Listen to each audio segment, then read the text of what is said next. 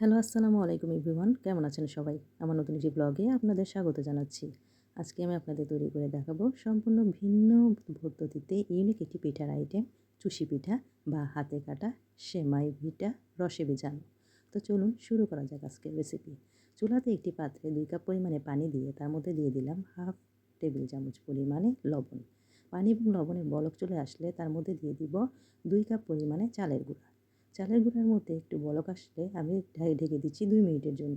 2 minute পর পানি এবং চালের গুঁড়াটি ভালোভাবে মিশিয়ে নিচ্ছি। মিশিয়ে নেওয়ার পর চুলা থেকে নামিয়ে নিয়েছি। একটু ঠান্ডা হলে ভালোভাবে হাত দিয়ে মথে একটি ডো তৈরি করে নেব। যেমনটি সাধারণত আমরা রুটির জন্য ডো তৈরি করি। এখন এই ডো থেকে আমি লেচি কেটে নিচ্ছি। লেচি কেটে ভালোভাবে মথে লম্বা করে দড়ির শেপ দিয়ে দিচ্ছি।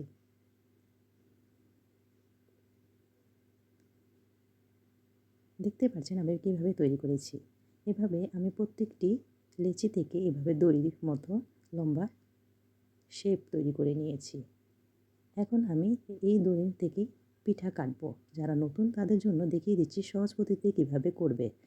হাত দিয়ে ভেঙে তালুর সাহায্যে একটু ঘষে ঘষে লম্বা করে শেপ দিয়ে নিবে। তাহলে চুষি পিঠার শেপ তৈরি হয়ে যাবে।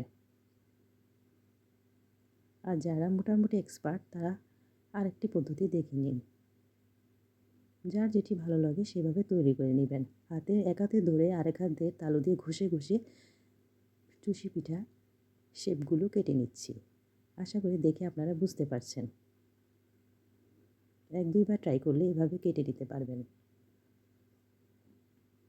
চুষি পিঠাগুলো যাতে একটার সাথে আরেকটা গায়ে লেগে না যায় সেজন্য আমি উপর থেকে একটু শুকনা গুঁড়ি ছিটিয়ে দিয়েছি।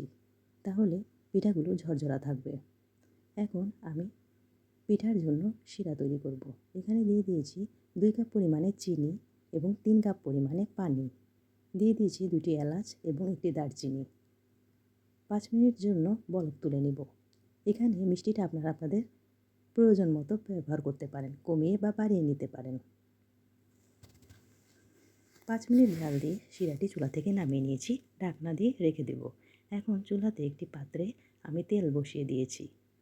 তেলটি হালকা গরম হয়ে আসলে মিডিয়াম টু লো হিটে আমি পিঠাগুলো ভেজে নেব।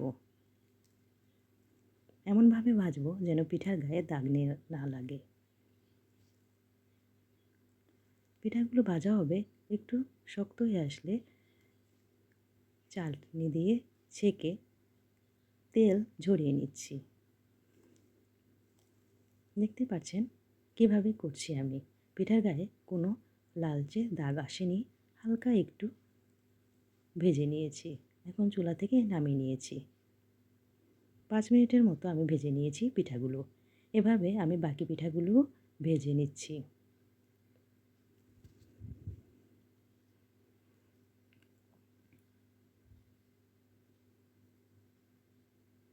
এখন পিঠাগুলো হালকা একটু ঠান্ডা হয়ে আসলে আগে থেকে করে রাখা চিনির শিরার মধ্যে পিঠাগুলো ঢেলে দিচ্ছি। এক্ষেত্রে খেয়াল রাখবেন শিরা গরম হলে পিঠা যেন ঠান্ডা হয়। আবার পিঠা যদি গরম হয় শিরা যেন ঠান্ডা হয়। তাহলে পিঠা সুন্দর হবে, ঝরঝরে হবে। আমি 5 মিনিটের মতো পিঠাগুলো শিরার মধ্যে দিয়ে দিয়েছিলাম। এখন শিরা থেকে পিঠাগুলো তুলে নিচ্ছি।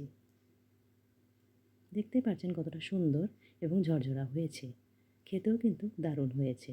যারা ভোজন রসিক বিভিন্ন ধরনের খাবার খেতে ভালোবাসেন তারা এভাবে একবার তৈরি করে খেয়ে দেখতে পারেন। শীতের সিজন, গতানুগতিক পিঠার সাথে আমরা পাশাপাশি ইউনিক এসব পিঠার আইটেমও ট্রাই করতে পারি। আপনারাও বাসায় একবার হলেও এটা পিঠা তৈরি করে খেয়ে দেখবেন। আশা করি খুব ভালো লাগবে আপনাদের, খারাপ লাগবে না। তো কেমন লাগলো আমার আজকের রেসিপি? ভালো লাগলে আমার চ্যানেলটিকে সাবস্ক্রাইব করবেন, লাইক কমেন্ট শেয়ার দিতে ভুলবেন না।